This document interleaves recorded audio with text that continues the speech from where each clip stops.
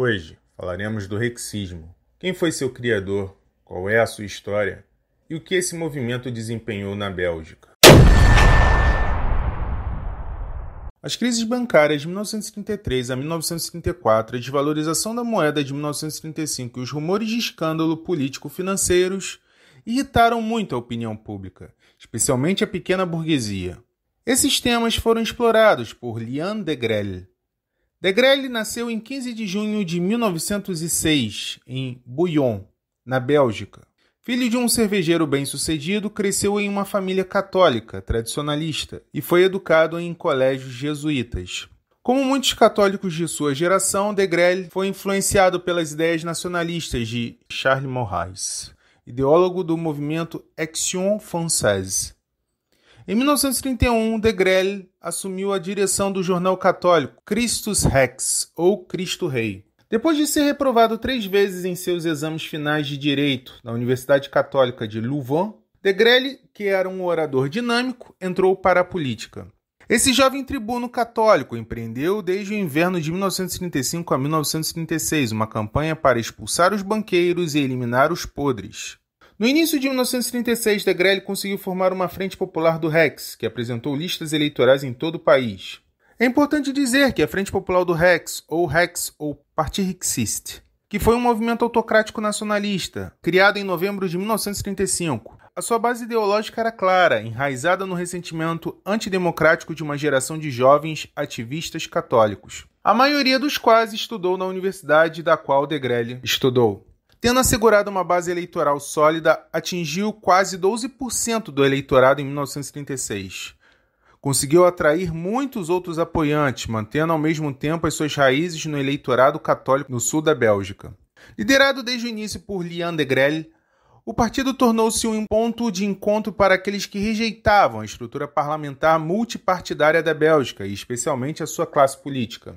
Após o seu avanço eleitoral inicial, o partido estava a lutar para acompanhar o fracasso de Degrelle na sua tentativa de derrotar Paul van Zeelander numa eleição suplementar que ele tinha causado em abril de 1937, e os desenvolvimentos no movimento, que se aproximava da nova ordem na Europa, levaram a um revés significativo. Eles encontraram na ideologia rexista a expressão das suas convicções pessoais e acreditaram com sinceridade na criação de uma nova ordem na Bélgica no âmbito de uma Europa unificada pela Alemanha vitoriosa. Em declínio desde os primeiros meses de 1937, o rexismo do inverno de 1939 a 1940 era composto por 2 núcleos de dirigentes: os jornalistas do PRI, no caso País Real, e os membros do Conselho Geral do Rex, junto com seus escritórios.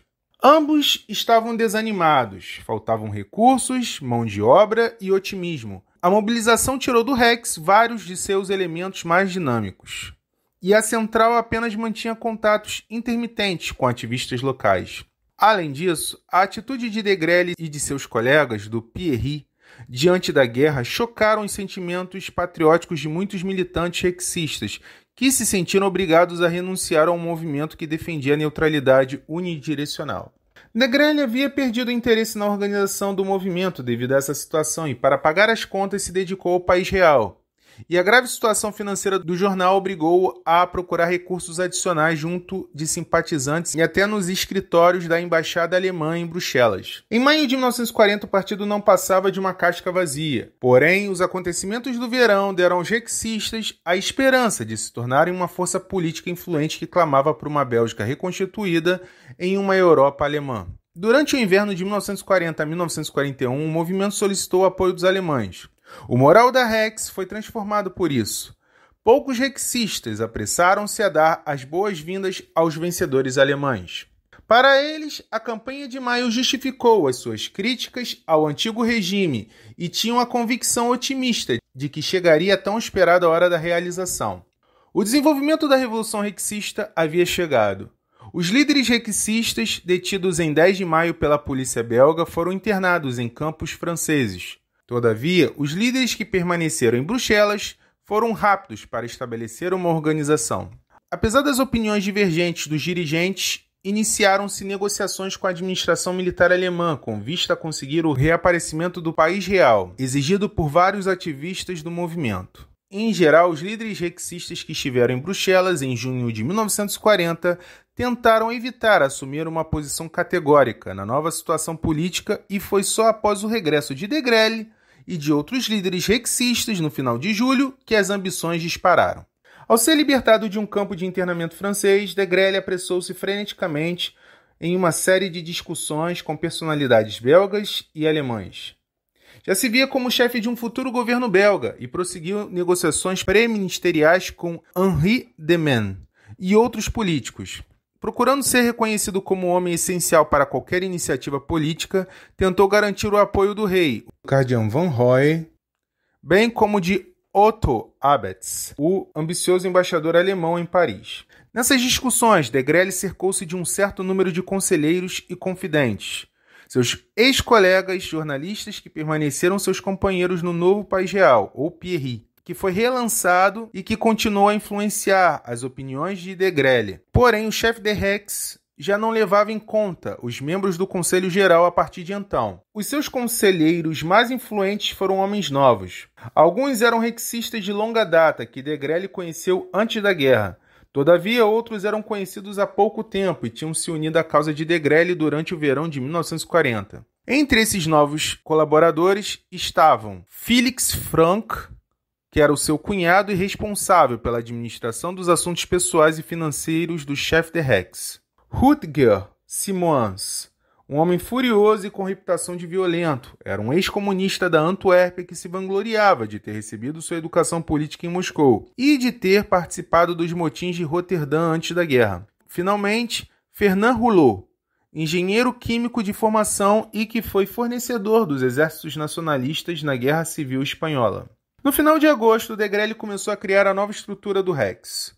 O Conselho Geral foi privado de qualquer influência e o chefe nomeado por seus novos conselheiros à frente de uma nova estrutura hierárquica. Frank foi contratado como secretário particular do chefe de Rex e Degrelle nomeou Rouleau, tenente do chefe de Rex, e Simons como general das formações de combate. Formada em 9 de julho de 1940, essa milícia rexista expandiu-se rapidamente e no final de 1940 contava com cerca de 4.000 membros.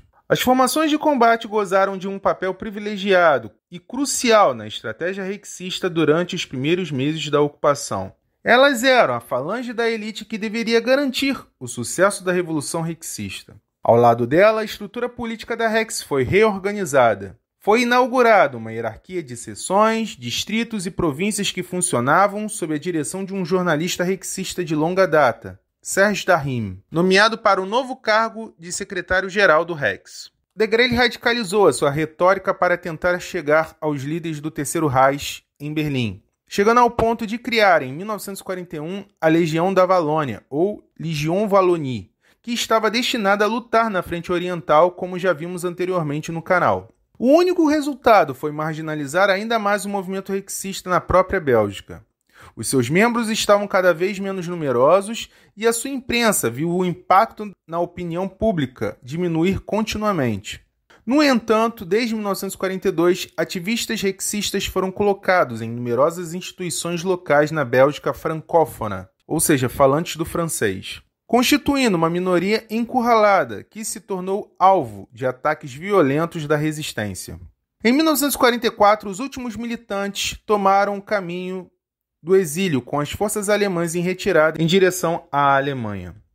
A conclusão que chegamos é que o movimento rexista, assim como o falangismo e o legionarismo, foi inspirado no catolicismo. Sabemos que Degrelle fugiu para a Espanha e faleceu em 31 de março de 1944, em Málaga, na Espanha. Também que houve um movimento similar, como a Frente da Juventude, ou Front de la Jeunesse.